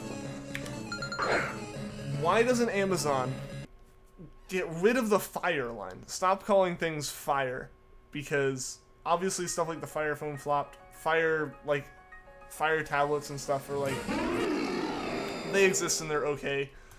Brand everything Echo. Like, if you, like, that is your most successful product, to the point that, like, when Google and Apple get compared to what you have something good. Brand everything that, because, like, they build, I don't want to say the name in case any of you guys have them active and are listening, because that's always weird when that happens, but they already integrate all of their, like, same stuff that they integrate into the Echoes into the Fire stuff. Just name it all Echo. Make it like a whole Echo environment. I think it'd be really cool. They stopped making the Kindle Fires. I mean, they make the Fires. They still make them. I don't think they're called Kindle Fires. They're just called, like, or they are Kindle Fire HDs, I think, is what they are. And Fire 8s and Fire 10s or whatever. They still make them. Like I said, they're just dirt cheap. The Fire Phones they stopped. The Fire Phones are, like, set a record for the quickest a phone went to being free after rebate. Like, it just immediately flopped so hard they had to get rid of them. Your Terriermon is faster than Sonic. Gotta go fast. That's pretty fast. No Fire HD was most recent. They haven't updated them, but they still make them. They don't need to update them anymore. They're not competing with anyone, is the big thing. Like, they have zero competition. They are literally the cheap tablet if you want a cheap tablet. Like, they know that their market isn't, like, the market doesn't care about updates. And if they update the hardware, they have to update the software, and they don't do that. You said no. It's probably a good call. It, like, because of how poorly received it was, it didn't get any support. So, like support later on in its life, so you just kind of been stuck with a phone that never saw updates. Hi, Pokemon! Welcome back to the stream. How are you doing today? But do you know Megas and Ultimates? You've been stopping at Champions. I know quite a bit. I'm impressed. Hey, how's it going, 6th Gen Gamer? How are you doing today? Guys, we are doing Encounter 1800 on Regice right now. Will it be shiny? Will it be shiny? You are the digital master, like no one ever was, right? Yeah, that's good to hear. That is good to hear. Only Google Pixel for so long. It's a nice phone. Obviously the Pixel is older now. The Pixel 2's out.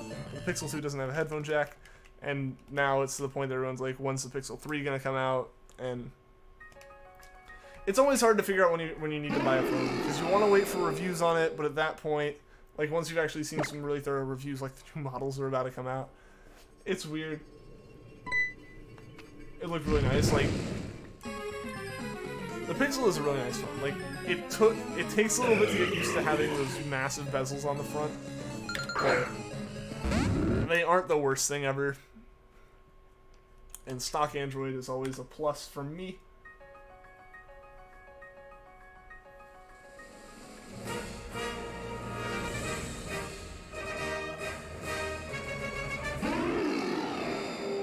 You just scrape the surface.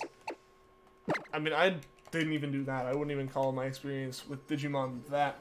Like, even Pokemon, there's so much knowledge I'm missing out on, I feel.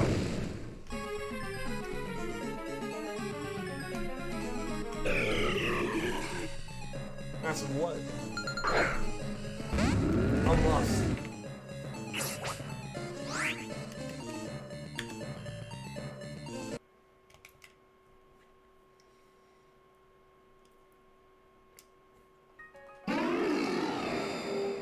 They're even going on hard mode. I mean, the bunny does not get to be a cat.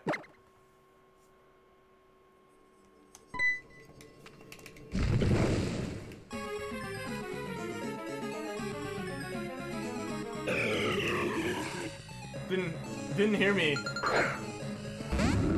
What do you mean? I'm confused now. I am lost in all parts of the conversation happening in chat, I feel. I am confused. I apologize. What's up, Tracy? Welcome to the stream. How long have I been looking for Shiny Charmander? I started in August, so it's been almost a year.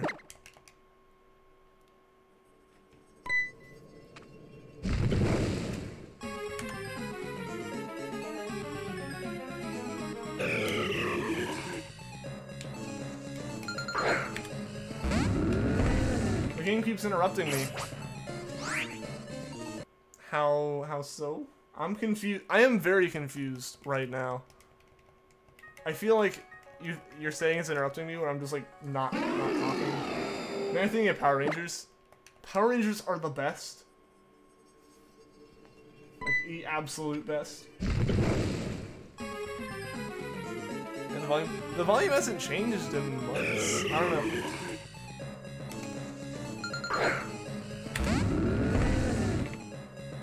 I don't know, looking at everything, I'm still well overpowering it. I don't know.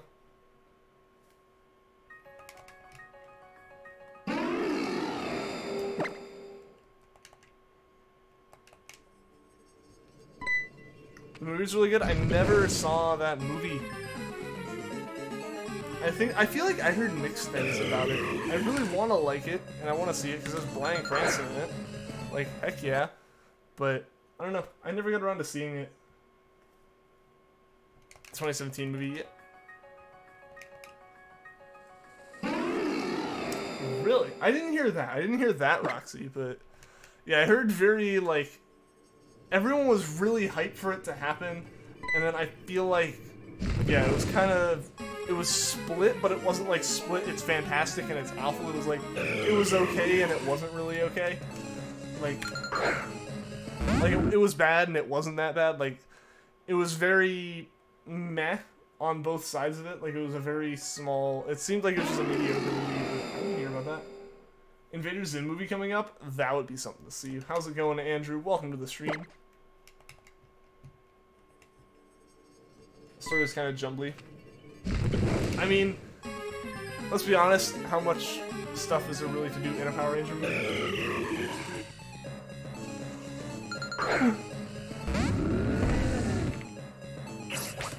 You either have to crunch an entire season down or spread an entire episode out. Like, that's really all you can do with a movie for Power Rangers, I feel. I'd still want to see it, though.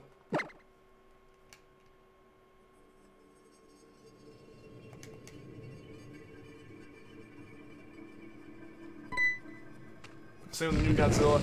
That's unfortunate. I've missed out on so many movies recently. Like, the only movie I've seen really recently was Jurassic World. I'm trying to think. Was there any other movie I saw? I don't think so. Yeah, no, I don't think there's any other movies I really saw. The suits looked awesome. And they had an insane budget, I think, so they better. Wasn't Xander Invader Zim? We've heard about this. It's a cartoon. It's an older cartoon now. By older, I mean like 90s, early 2000s. I don't actually know 100% what time Zim ran for. That lava was sick. The lava was honestly one of the biggest things with that. Like, it's been out enough that I feel like I can talk about it like as much as I talked about it before. I felt bad for potentially having spoiled it before, but like, it definitely was like, what's this? Like, things should have burst into flames. And the action scenes were top-notch, a little overdone.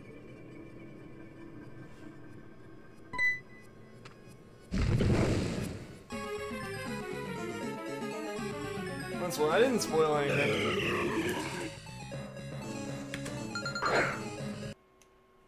It's like the initial reason for the movie starting is, I'm pretty sure out there as part of trailers, but like things just, if you were to look at the real world, stuff that happened in that movie physically couldn't happen, besides the obvious fact that there are dinosaurs in it.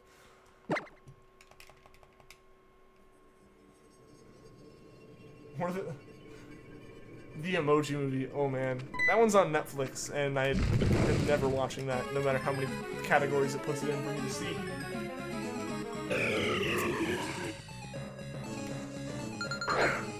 And action scenes in Power Ranger movies, to go back to that one, should be overdone.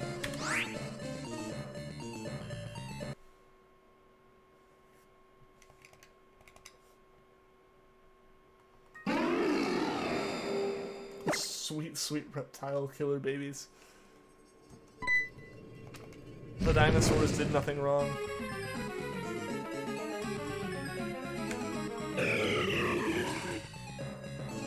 Your friend made you watch the Emoji Movie. Are they your true friend? Boss Baby back in business. I never saw Boss Baby, and the timing of that movie is, I think, what made Baby Driver so confusing for people. Because I remember, like, Baby Driver is one of, if not my favorite movie, and because of Boss Baby, them both being in theaters at the same time, when I was initially asked if I wanted to go see it, I like looked at them like they were crazy before it registered to me that they're like separate movies entirely.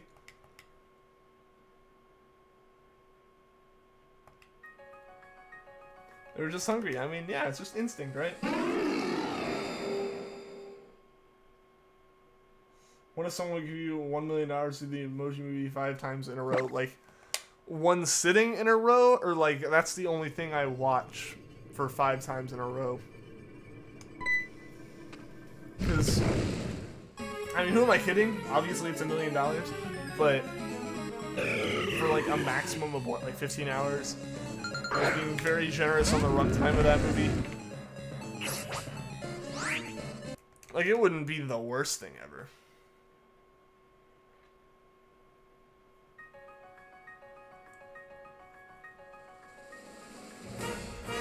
Would miss out on that $1 million gladly. Understandable, though. Honestly, the best thing to come out of the Emoji Movie was all of the Emoji Movie hate. There's a YouTube section which was so cringy. It seemed like everything I saw about it was just so many people who don't actually use stuff acting like they use, like trying to make it seem like they used stuff. The only apps that were represented well were the ones that paid to be in the movie.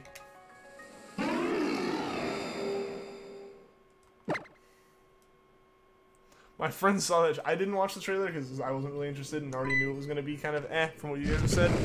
But, like, my friends saw the trailer and, like, the first reaction was, are they trying to drive this series through the ground? Because that's all that's happening with it at this point. Have to watch it. Watch all of it beginning to end. That's awful.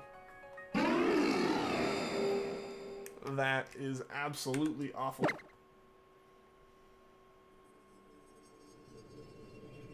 Skipping the middle still, that's a heck nah. Wait, would you be allowed to sleep through it? Okay, can I just like... Kind of like put a cover over my eyes, put earplugs in, and just face the other way while it runs. Why are they fusing Adventure Time and Minecraft in the TV show? I didn't even know that was happening.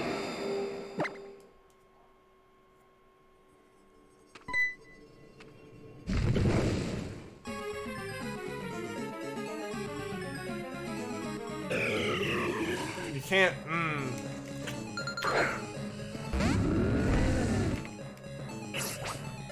That's unfortunate.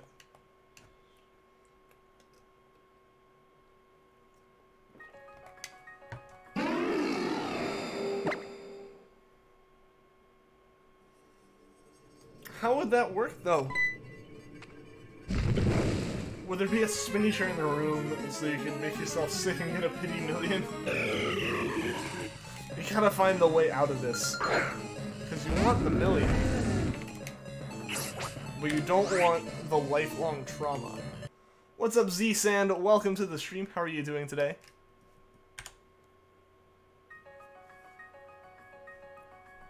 Actual question, do you think Shinies are going to be in Let's Go? I'd be surprised if they weren't. It'll be a different story if there's shiny hunting or not. Like methods for hunting. Because it trades with Let's Go, or with Go. Not Let's, it is Let's Go, but it trades with Go, and Go has shinies. So unless you want to make it where, like, when you trade a shiny over, it doesn't look shiny, which is a very sketchy and awful idea, in terms of potentially getting it back as a shiny at the other side. Sorry about that. Sorry about that, Jan. But there are shinies in Go, and it can trade with Let's Go, so I would assume Let's Go has shinies. Now, that's my guess. Obviously, like, Gen 1 and Gen 2 did that without having shinies in Gen 1. But pretty much almost every Pokemon game to date since they added shinies has had shinies in it. So I'd be surprised if they weren't there. But again, will there be a way to, like, increase odds or force yourself to actually be hunting, or will they truly be random encounters? Mute the sound when watching it. That's the way out of it. Welcome to the stream, James. How are you doing today? It's based off yellow, so you don't know. But I mean, Fire Red, Leaf Green are based off red and blue, and they didn't.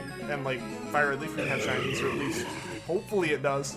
Maybe this copy doesn't. But no, yeah. So I mean, they made recreations of the games and added shinies into them. It's just because it can trade with Go. It's gonna be able to handle shinies in some way, because you can trade over your shinies to it, your shiny Magikarp, your shiny Charmander, whatever. You can trade that into Let's Go.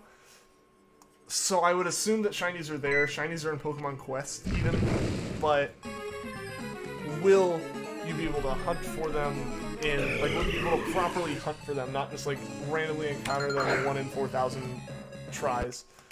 Like, that's the big question. What do you think the secret Pokemon is in Go when you connect with Let's Go? I don't know. I don't know what that'll be. It's a Bidoof.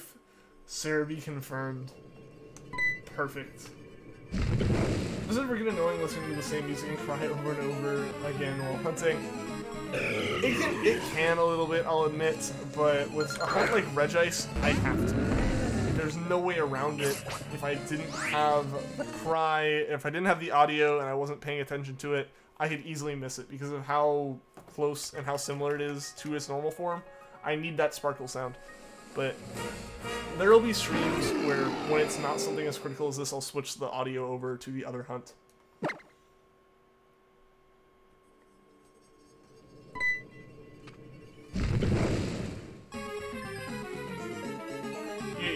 Yeah, eventually you just kind of tune it out, every part of it that, like, isn't different.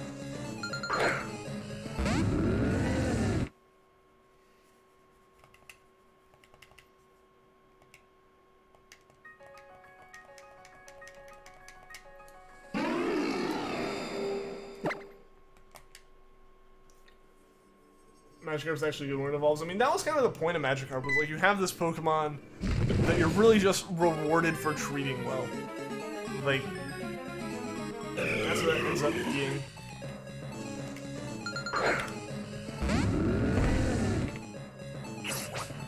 Met a guy on Link Trade, and they have a shiny Lunala. I have a feeling it was hacked, but you're not sure. It is absolutely hacked. It's impossible to get any of that line as shiny, legitimately. Hear about the new Mario Kart update? I saw a picture from it. I haven't actually updated yet, but I need to.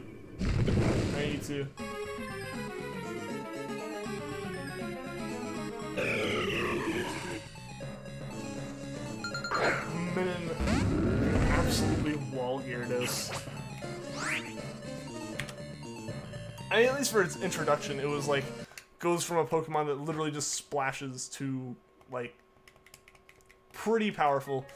Even if it's not the most powerful, like it's one of the most like rewarding, I guess, like evolutions, you know? Am I using a method with increased odds? Not found the newer shiny hunting methods from Gen 7. Not fond of the newer shiny hunting methods. So, in Gen 7, and really in every gen, in Gen 6 and 7, the base odds are 1 in 4,096. But since Black and White 2 onwards, there's been a shiny charm in the game. And with that, it adds 2 extra rolls, so it doesn't... In this case, because there's only 1 roll, it adds 2 more, so there's 3. It triples the likelihood of getting it. When you're using other methods, it doesn't quite increase it that much. But that's a whole other story. But yes, so I am using the shiny charm with soft resetting in Gen 7 over there, which means the odds are about 1 in 1,365. So we are over odds. We are, like, unlucky technically at this point. But, you know, it happens from time to time. You know, you just gotta keep going until you find it, and then you'll get really lucky with something like a Ho-Oh that happens in 32 encounters. Dragon Rage Rex in early game. I really love Gyarados, but just fell behind in the power creep. Fair enough, understandable. And that's an unfortunate thing that's kind of always going to happen unless they buff stuff a whole bunch, just because people aren't excited when new stuff isn't like stronger in some way. But at the same time, it just makes the old strong stuff fall behind. I totally get that, because there's, like, even in any game, especially, like, mobile gacha games and stuff, when, like, you know, the whole point is to, like, the whole business model is to encourage you to pay to, like, attempt to get these things. And when they release new sets of whatever, it's like, oh, the stats on this one are a little bit better than the last one, so it's worth it to get it, even though I already have, like, all the rarity stuff, you know? Is No Man's Sky update out now? I haven't heard about it being out. I heard about the update itself, but I haven't heard about it being out. At least I've got buffed in Gen 7. I actually saw that, yeah. Mel and I actually talked about that at one point, because, like, both of us were, like, actually kind of thrown off by that at first. Like, when we first looked it up. Because she didn't expect it to do much damage, and it suddenly did way more than she thought it would. Tauros, Charizard, and Gyarados used to be so boss. See, a lot of it, too, has to be, like, when you're trying to balance stuff with new Pokemon, it's hard to, like, see exactly what's going to be done with it. So when you're trying to buff against, like, these super strong ones, you end up in a situation where, like, you buff against, like, you set up blocks for them, which just leaves other holes for other Pokemon to get through. It hits them a little bit too hard. Mewtwo is broken, I mean, but that's also Mewtwo. Like, I can almost accept that as a fact, because it's Mewtwo. I ran Ariados with Leech Life in Gen 7, and Spider was boss. I had Mr. Grubs. That was my helper for my playthrough. The only people who are going to enjoy the TTGO are headless babies who are being mind controlled. That's a bit excessive, I feel. The older power crept up upon Pokemon can still be awesome if you run them right. I mean, I feel like anything that isn't completely lost stat-wise, there's an argument to be made for if you play it right, it'll work. Because that's it. Because one of the great things about, like, you know, Pokemon competitive battling, which is one of the reasons I don't play it in the game, is the fact that there's not, like, a immediately right option. if there becomes one, there's immediately a strategy found to beat it. And it's like a cycle in the meta. But, yes, I mean, you can always find a way to run something right, I feel.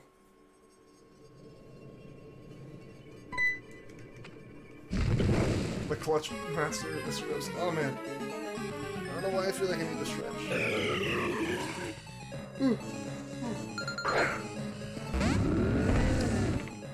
I'm tired. I am tired as the yawn and just the like yawning and stretching just like proved.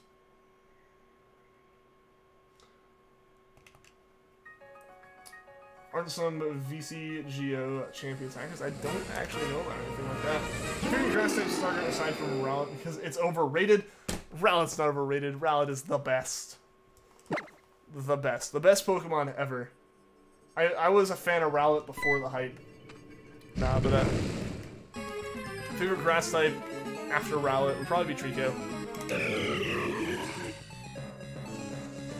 Never saw a sweep with a beautiful eye. Make it happen, Roxy. I believe in you.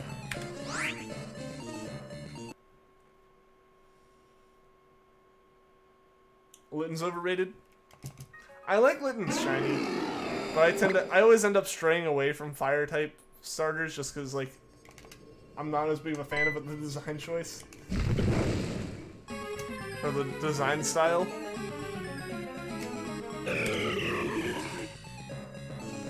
I was insulted Ian with that Rowlet. I'm never much of a fan of Rowlet. I mean, fair enough. Everyone has their own opinions for sure. Poipole is just way too hated on. See, I don't see it. I never like encounter that kind of thing. It's very helpful on the first island. It is for sure. I guess I think we're gonna go to 1850 on Regice tonight. So probably get to what 11,745 on Charmander. We'll see. It's not much hated on anymore. People finally looked at the stats. Yeah, I mean, you're definitely gonna... The people who are still playing games, because, let's be honest, Pokemon's in a lull at the moment. You know, with you some not having the best receptions, because it looks like the same game's released 2 years in a row. Understandable. So between that and...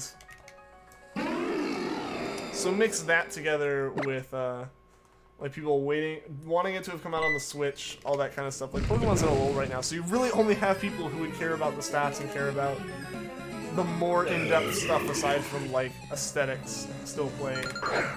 Or people who care so hardcore about aesthetics that that's all they do in Pokemon.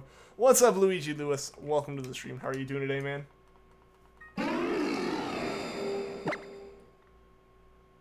Actually, I like Poipole after using it.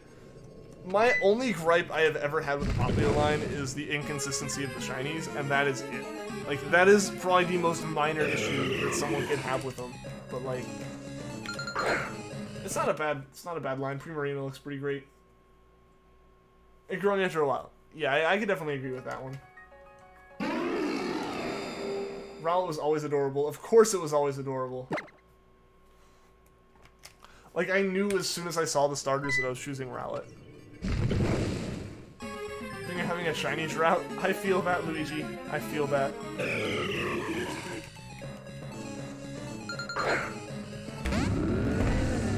Any luck on Regice? Not yet. Ash, how's it going, man?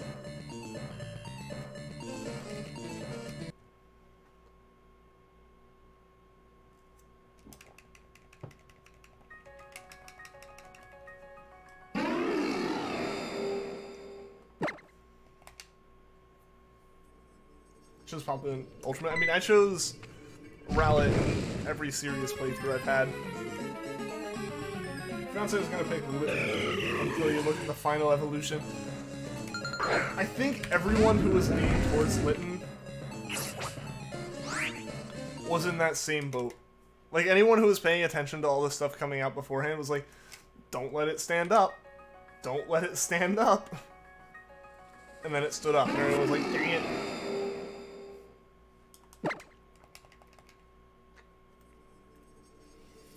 When she saw Primarina was a mermaid, and she's all over that biz. Perfect. There you go. The saddest moment of my son's save was when my Rowlet became a Dartrix. Like, when it evolved, that was, like, the end of Rowlet, and I was very sad.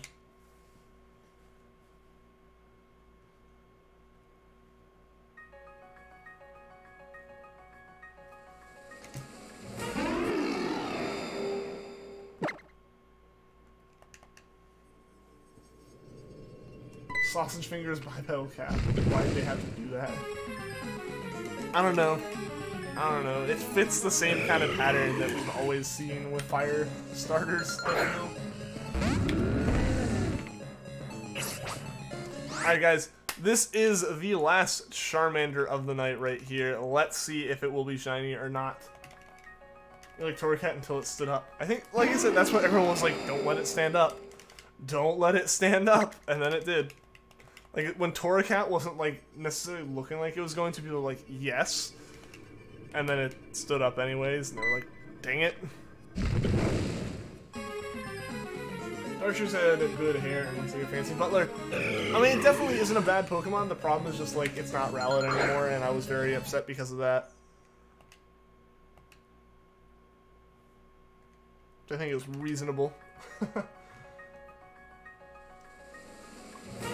Oris and Usopp have the same odds.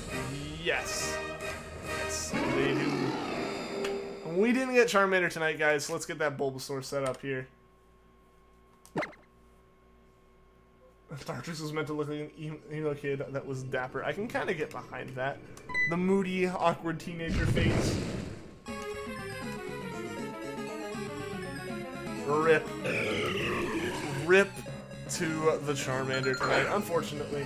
But it happens, it happens. Let's get set up. 1850 on Regice and Bulbasaur. Happening. I don't even know what Bulbasaur number this would be. Charmander Y, I don't know. I don't know. It just doesn't want to shine for us right now. But here we go. Countering Regice and encountering Bulbasaur. Bulbasaur's not shiny. Let's see about Regice. Doesn't look shiny, but who knows? And it's not so... If we can find someone real quick, if we can find someone in like literally as soon as I search for it, then yeah, we can go for it. But we have to be able to find them really quick because I kind of already started wrapping up. Here we go. Is anyone going?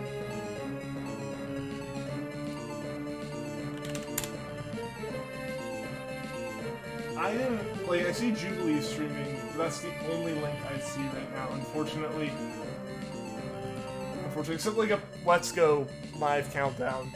So, unfortunately, no raid tonight, guys, but thank you for everyone who tuned into the stream, everyone that liked, everyone that subscribed, and as always, thank you to everyone in chat, because you guys keep these streams interesting, and I love it when you guys come out, so please come back. I'll be streaming next on Monday, so until next time, guys, take care.